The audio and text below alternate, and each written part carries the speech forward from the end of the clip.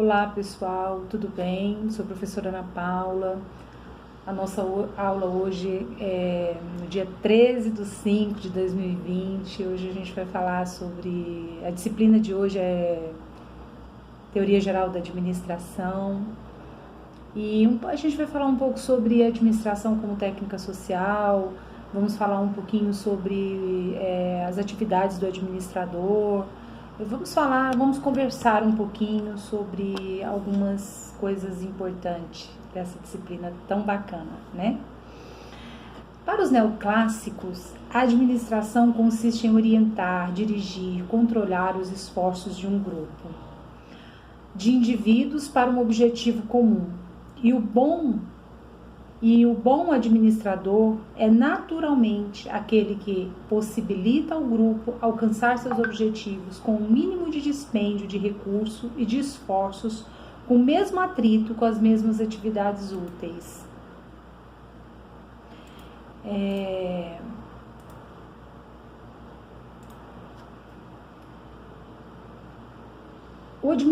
A administração é uma atividade essencial a todo esforço humano, coletivo, seja na empresa industrial, na empresa de serviço, no exército, nos hospitais, na igreja. Então, a administração, pessoal, é uma atividade essencial para as empresas. Como que nós administramos e organizamos uma empresa sem as técnicas utilizadas da administração? O ser humano, ele cada vez mais necessita de cooperar com outras pessoas para atingir os seus objetivos. Nesse sentido, a administração é basicamente a coordenação de atividades grupais, né? Nós não conseguimos administrar uma empresa, seja ela qual for, seja ela o segmento que for, se nós não tivermos pessoas lá dentro, se nós não trabalharmos em atividades grupais e não tivermos, né, aquela resiliência e aquela sabedoria para desenvolver as atividades administrativas. E dentro desse processo da administração, que a gente está falando sobre administração técnica social, ela é uma técnica social, por quê? Porque ela lida com as pessoas, ela lida com os problemas das pessoas e ela lida com os problemas da organização. E ela trabalha todos esses aspectos em conjunto, levando para a organização o fator principal, que é dirigir, planejar, dirigir, controlar e agir, né? Que a gente, o tão famoso PDCA, onde a gente fala muito sobre ele. E a administração, o que seria a administração sem todas essas funções? Aspectos administrativos comuns às organizações. Todas as instituições são organizações e têm uma dimensão administrativa comum. Drucker salienta que há 3 aspectos principais nas organizações, como: quanto aos objetivos, as organizações não vivem para si próprias, mas são os meios.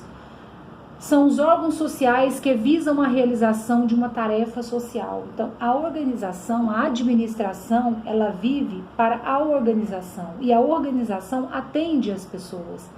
Então, ela não deixa de ser uma tarefa social. E qual é a sobrevivência de todo esse processo todo? É a espécie biológica, não é um objetivo adequado à organização. O objetivo da organização está fora dela. É sempre uma contribuição específica para o indivíduo e para a sociedade. Então, seja ela qual for a organização, seja a igreja, seja a indústria, seja a escola, ela está prestando um serviço para a sociedade. Ela presta um serviço ou ela vende um produto para suprir a necessidade da sociedade. Então, as organizações, elas foram feitas para a sociedade, para contribuir com o indivíduo dentro da sociedade. Se a organização não definir claramente seus objetivos, não haverá possibilidade de avaliar os resultados ou a sua eficiência. Por quê? Porque nós temos que avaliar o resultado da empresa, para saber se esta empresa está sendo positiva ou negativa. E quanto a gente fala de administração, quanto à administração, todas as organizações são diferentes em seus objetivos e em seus propósitos, mas são essencialmente semelhantes na área administrativa. Seja qual for a empresa, seja qual for o segmento da empresa, a área administrativa, ela sempre vai ser a mesma. Nossa, mas que interessante, professora. A área administrativa, ela tem que ter o RH, ela tem que ter o financeiro, ela tem que ter a contabilidade, ela tem que ter o marketing, ela tem que ter a administração interna, seja qual for a empresa. Mas os procedimentos internos, a forma de administrar é basicamente a mesma. O que vai mudar é o segmento. Mas a base da administração vai ser sempre a mesma.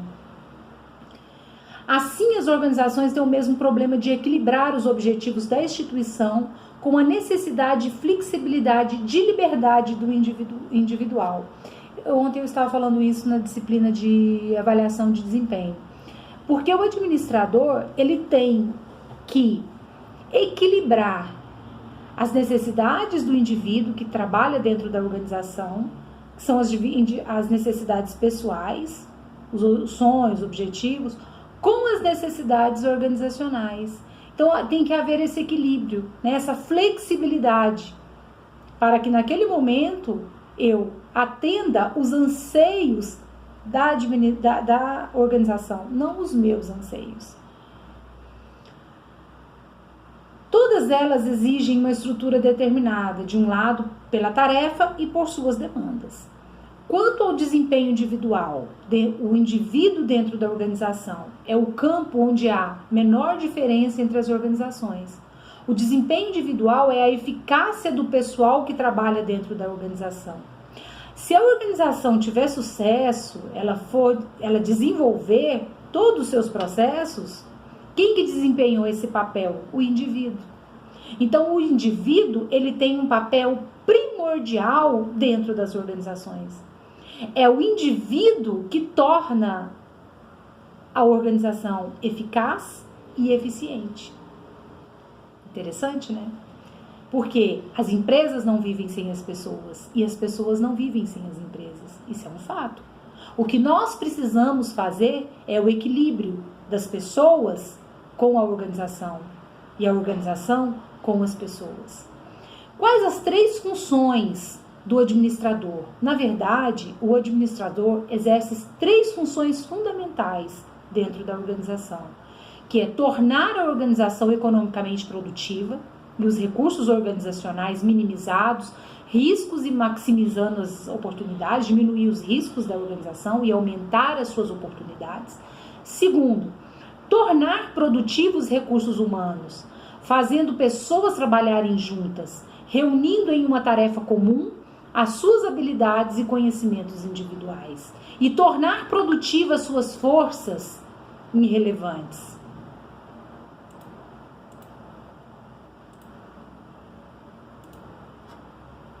Tornar produtivos recursos humanos, fazendo as pessoas trabalharem juntas, reunindo em uma tarefa comum as suas habilidades e conhecimento. Então, isso também é um desafio muito grande para o administrador. Fazer com que essas pessoas trabalhem juntos, fazer com que essas pessoas sejam produtivas e que elas usem das suas habilidades e conhecimentos individuais para tornar as suas tarefas produtivas, juntando as forças que a organização te dá, né? E as forças que você tem. E tornar as fraquezas da organização irrelevantes, diminuir essas fraquezas. E a terceira função? Desempenhar uma função pública.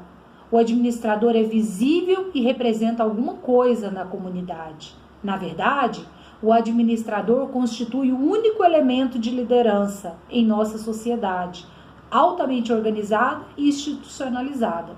Então, nós somos uma figura pública, nós desempenhamos um papel público, né? O administrador, ele é visível e representa muito para a comunidade, e ele precisa ser um elemento de liderança naquele papel, né? Para que ele possa influenciar as pessoas a trabalhar com ele. A função executiva do administrador apresenta 3 aspectos. É uma função para a qual são necessários objetivos e instrumentos. Uma função que requer qualidade e competência. Então, é necessário que nós tenhamos, né, essa qualidade e essa competência dentro do processo administrar. Alguma dúvida, vocês podem abrir o microfone e conversar comigo. O que é a eficiência e eficácia? E por que a importância dessas 2 palavrinhas dentro do processo administrar? Cada organização deve ser considerada sob o ponto de vista de eficiência e de eficácia simultaneamente. Eficácia é uma medida de alcance de resultado, enquanto a eficiência é uma medida da utilização dos recursos nesse processo. Então, eficácia é fazer com que o seu resultado perdure. E a eficiência é elaborar o resultado para que ele dê certo, fazer a coisa certa, né? Então, isso é muito importante dentro do processo organizacional. Aqui no quadro, na página 156, no quadro 7.1, nós temos diferença entre eficiência e eficácia. Qual é essa diferença? ênfase nos meios, eficiência, ênfase nos meios, fazer corretamente as coisas, resolver problemas, salvaguardar os recursos, cumprir tarefas e obrigações, treinar os subordinados, manter as máquinas, presença nos templos, rezar, jogar futebol com arte. Ciência, eficácia. ênfase nos resultados, fazer as coisas certas, atingir objetivos, otimizar a utilização dos recursos, obter resultados, dar eficiência aos subordinados, máquinas em bom funcionamento, prática dos valores religiosos, ganhar o céu, ganhar a partida, né? Então nós temos aqui ênfase nos meios, eficácia nos resultados. Eficiência, fazer corretamente as coisas, fazer as coisas certas, resolver problemas, atingir objetivos, salvaguardar recursos, otimizar a utilização dos recursos, cumprir tarefas e obrigações, obter resultado, treinar os subordinados, dar eficiência aos subordinados, manter as máquinas em bom funcionamento, presença nos templos, prática dos valores religiosos, rezar, ganhar o céu, jogar futebol com arte, ganhar a partida. Então, nós temos a eficiência e a eficácia, mostrando a dualidade delas, né? Uma não anda sem a outra. E quais são os princípios básicos das organizações que já lá na teoria dos neoclássicos, eles falam muito e dão muita ênfase nisso? Os neoclássicos dão algumas pinceladas adicionais no conceito de organização formal. A organização, ela consiste em um conjunto de posições funcionais e hierárquicas, orientando para o objetivo econômico de produzir bens ou serviços.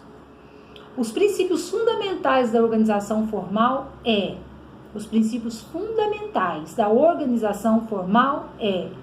divisão do trabalho, especialização, hierarquia, amplitude administrativa, e vejamos cada um desses princípios básicos. Primeiro, divisão do trabalho. Qual é o objetivo da divisão de trabalho? O objetivo imediato é fundamental de toda e qualquer organização, é a produção de bens e serviços. Então, o objetivo, a divisão do trabalho. E aí, ser eficiente, produzir, né, deve basear-se na divisão do trabalho, que nada mais é do que a maneira pela qual um processo complexo pode ser decomposto em uma série de pequenas tarefas que o constituem. Então, eu vou fragmentar essa tarefa. Vou dividir essa tarefa para que ela seja eficiente na sua produção e gere resultado.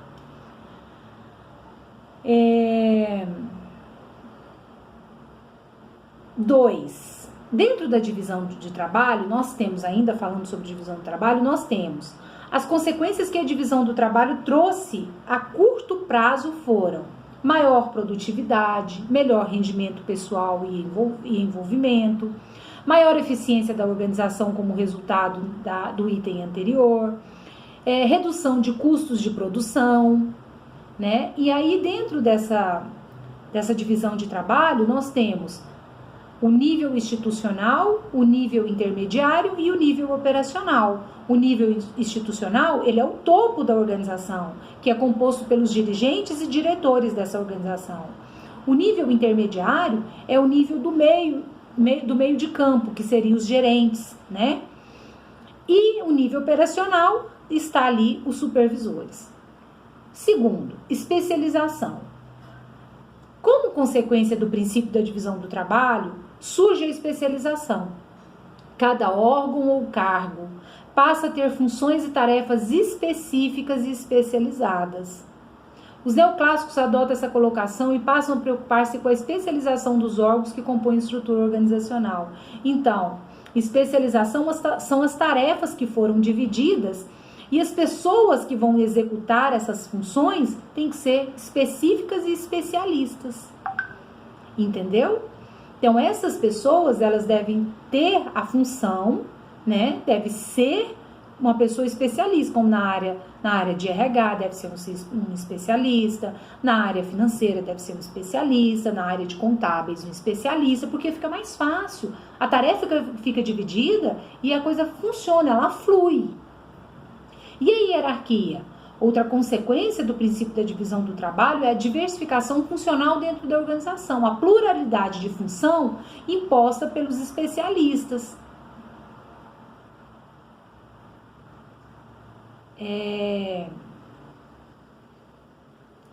A especialização exige o desdobramento da função de comando. Por exemplo, quem é quem dentro da organização? Quem é o diretor? Quem é o presidente? Quem é o gerente? Quem é o supervisor? Então, dirigir todas as tarefas para que essas pessoas cumpram harmoniosamente suas respectivas missões. Então, eu saber quem eu vou me reportar. Né? Se eu sou um supervisor, eu vou me reportar ao meu gerente. O gerente já vai reportar ao diretor. Né? Então, seguir essa hierarquia para que possa ter um respeito, né, às atividades, respeito às pessoas e também para que essas pessoas saibam a quem ela vai se reportar. E tem a autoridade. A autoridade se distingue por 3 características. Quais são essas 3 características? A autoridade alocada, que a gente fala em posições da organização e não em pessoas. Como os administradores têm autoridade devido às posições que ocupam. Outros administradores, nas mesmas posições, têm a mesma autoridade. Então, a autoridade alocada é aquela autoridade que eu ocupo esse cargo, então eu tenho essa autoridade, eu posso ir até aqui, eu tenho um limite de autoridade, né? E a autoridade é aceita pelos subordinados. B, os subordinados aceitam a autoridade dos superiores porque acreditam que eles têm o direito legítimo transmitido pela organização de dar ordens e esperar o seu cumprimento. Então, nós temos essa autoridade aceita, né, que a gente entende que a autoridade que vem de cima, né, de cima para baixo, ela veio na vertical, então ela é uma autoridade superior. E nós acreditamos que ele tem o direito de ter essa autoridade e nós temos o dever de obedecer essa autoridade. Então, e também o C, que é a autoridade que flui abaixo por cima da hierarquia verticalizada. Por exemplo, a autoridade flui do topo até a base da organização. E as posições do topo têm mais autoridade que as posições da base. Então, ela veio lá de cima aqui embaixo. Então, ela é verticalizada. Então, é a autoridade que flui. Né? Ela veio, a autoridade, ela flui do topo à base. Então, lembrando que a autoridade, ela não é da base, ela é do topo. Tá? Na hierarquia, a autoridade maior, ela é do topo, ela não é da base. A base é quem obedece, o topo é quem direciona as autoridades. E nós temos a responsabilidade. A responsabilidade é um outro lado da moeda, que significa o dever de desempenhar a tarefa ou atividade para a qual a pessoa foi designada. O grau de autoridade é proporcional ao grau de responsabilidade assumida pela pessoa. Então, a gente costuma dizer que quanto maior o salário, maior a responsabilidade. Não tá errado não, tá, gente? Por quê? porque você ganha um alto salário e você vai assumir maiores responsabilidades. Então, você vai desempenhar as tarefas que foram te designadas. Não que você seja mais importante, não é isso. Todo mundo é importante dentro do processo administrativo, porque se um falhar, todos vão falhar. O que ele diz aqui que, para os autores neoclássicos, a responsabilidade provém da relação superior-subordinado. Então, uma responsabilidade para um subordinado maior. E não que o supervisor tenha uma pequena responsabilidade, não. Ele também tem a sua responsabilidade, mas, provém de uma relação superior. O fato de alguém ter autoridade para exigir determinadas tarefas de outras pessoas. Então, se eu dei autoridade a um gerente, ele tem o direito de cobrar daquele seu funcionário as atividades a serem feitas. Então, de acordo que foram dadas as responsabilidades, aí vem a hierarquia, para ser comandada e ser direcionada de forma hierárquica. Aqui, na página 159, nós temos um quadrinho, uma figura, os dois terminais de comunicação de cada cargo. Nós temos aí o superior, nós temos o ocupante do cargo e o subordinado. Então, o superior, ele vai estar sempre na parte de cima da pirâmide, né? Como a gente viu aqui abaixo na pirâmide também, nós temos os presidentes, diretores, gerentes, supervisores. Então, qual é o nível institucional? Diretores e presidentes e diretores. O nível intermediário são os gerentes e o nível operacional são os supervisores. E a execução, funcionários e operários, que está lá na base, né? Na operação mesmo, na base. E o que a gente fala de delegar? Delegação. O que é delegação? Delegação é o processo de transferir autoridade e responsabilidade para posições inferiores na hierarquia. Muitas organizações encorajam seus gerentes a delegar autoridade aos níveis mais baixos para proporcionar o máximo de flexibilidade para satisfazer as necessidades do cliente e se adaptar ao ambiente. Então, delegar, gente, é o processo de transferir autoridade.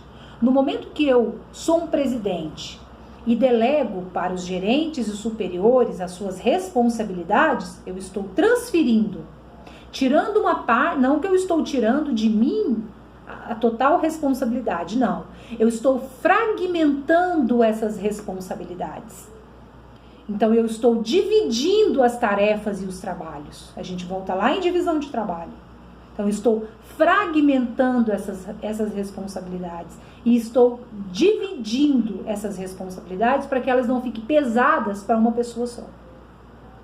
E é importante que essas divisões elas sejam divididas e transferidas. Delegar a tarefa inteira. Aí a gente vai falar sobre 3 técnicas de delegação de autoridade. A. Delegar a tarefa inteira.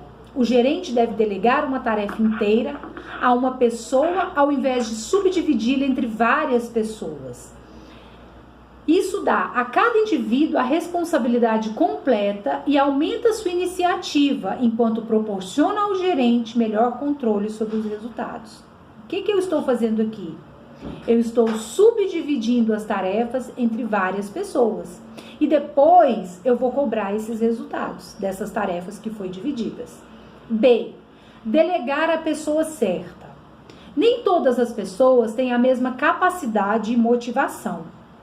O gerente deve conciliar o talento da pessoa com a tarefa, para que a delegação seja eficaz. Deve identificar os subordinados que são independentes em suas decisões e que demonstram desejo de assumir responsabilidade. O que ele está dizendo aqui? Identificar no seu grupo a pessoa certa. A pessoa que tem a capacidade da liderança, a capacidade de assumir responsabilidade, não ter medo de tomar decisões. Então, eu tenho que identificar, e não são todas essas pessoas que têm essas habilidades. Isso é uma habilidade.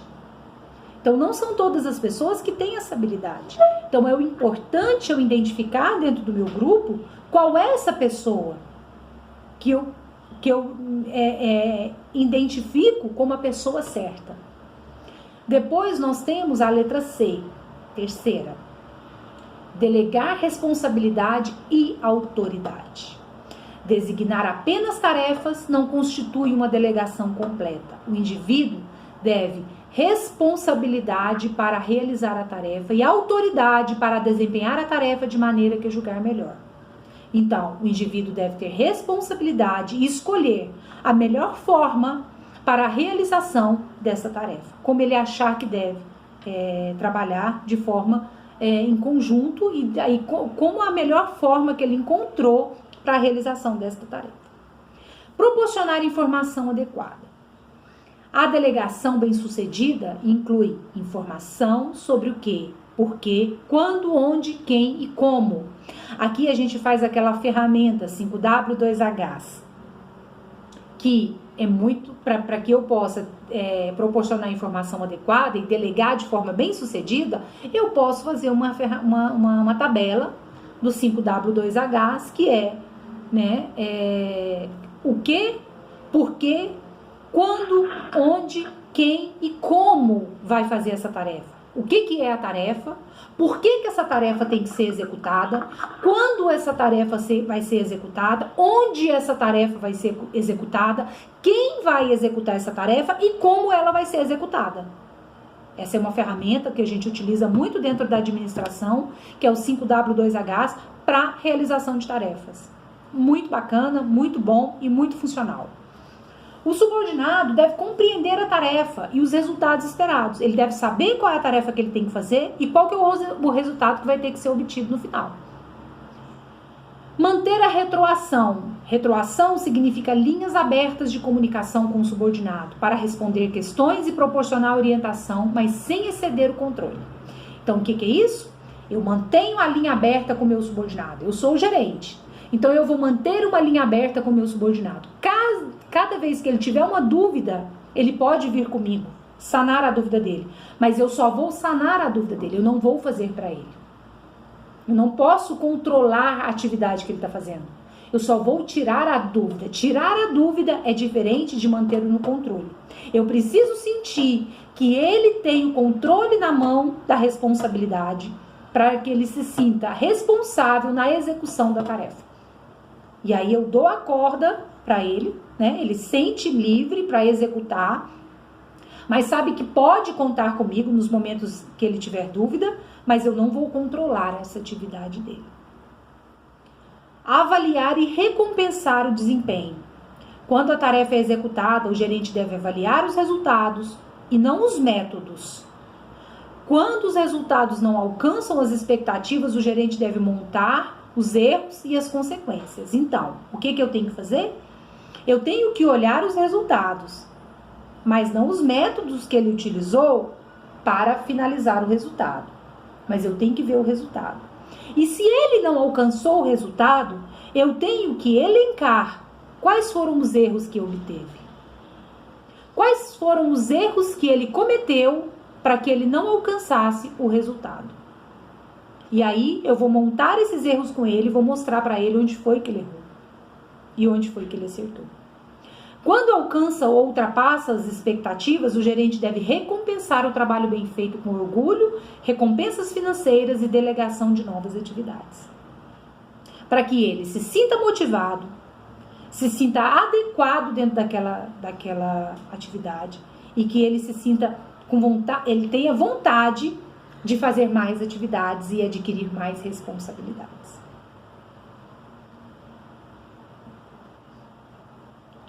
O que é amplitude administrativa? A amplitude administrativa é em decorrência do princípio da distribuição da autoridade e responsabilidade. Outro aspecto discutido pelos autores neoclássicos é a amplitude administrativa. A amplitude administrativa significa o número de subordinado que um administrador pode supervisionar. Quando um administrador tem muitos subordinados, ele tem uma amplitude de comando grande e ampla. Quanto mais subordinados eu tiver, maior é a minha amplitude, maior é a minha responsabilidade e maior é a minha forma que eu tenho que adquirir de lidar com as pessoas. Na prática, A amplitude média adotada por uma organização determina a configuração geral de uma sua estrutura organizacional. Então, de acordo com o tamanho da organização, eu vou ter essa amplitude. Se ela vai ser curta, média ou grande, né? Isso é muito importante para que eu possa saber qual que é essa amplitude administrativa. Só um pouquinho, gente, que eu tô gravando o vídeo aqui, eu vou finalizar ele para começar outro.